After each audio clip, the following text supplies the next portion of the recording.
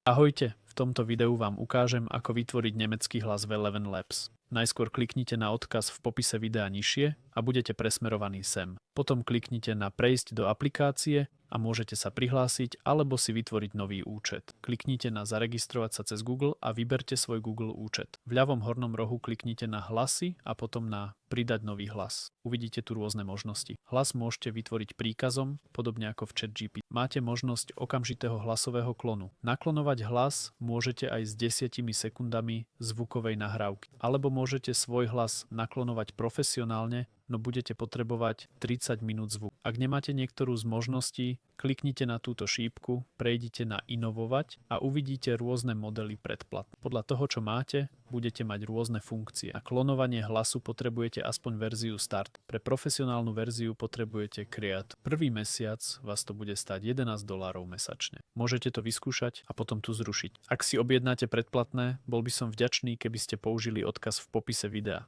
Dostanem z toho malú províziu. Ukážem vám v krátkosti Voice Design. Kliknite sem a uvidíte výzvu, teda váš príkaz. Môžete napísať napríklad hlas nemeckého rozhlasového hlasateľa. Potom sem zadajte text ako ukážku. Môžete použiť napríklad ChatGPT. Ja som zadal napríklad toto. Toto vyšlo, môžem to použiť. Potom klikneme na Generovať hlas. Tu je Rudolf, vaša obľúbená stanica pre skvelý štart do dňa. Je 12 hodín a máme pre vás skvelý mix hudby, správ a dobrej nálady. A takto to znie. Teraz si tu môžete vyskúšať rôzne hlasy. Napríklad klikneme sem. Tu je Rudolf, vaša obľúbená stanica pre skvelý štart do dňa. Po výbere kliknite na Vybrať hlas, pomenujte ho, vyberte jazyk a kliknite na Uložiť hlas. Po obnovení stránky uvidíme náš nový hlas Rudolf. Môžete ho použiť na prečítanie ľubovoľného textu. Kliknite na text na reč, napíšte sem niečo a uvidíte svoj hlas. Zmente ho na Rudolfa a kliknite na Generovať reč. Ahoj, môžete si ho aj stiahnuť. Máte zvukový súbor. Instant Voice Clone funguje veľmi podobne. Kliknite naň, pomenujte ho, vložte súbor a kliknite na Pridať hlas. Potom ho môžete rovnako použiť na prevod textu na reč. Ak vám video pomohlo, budem rád za like. Dovidenia.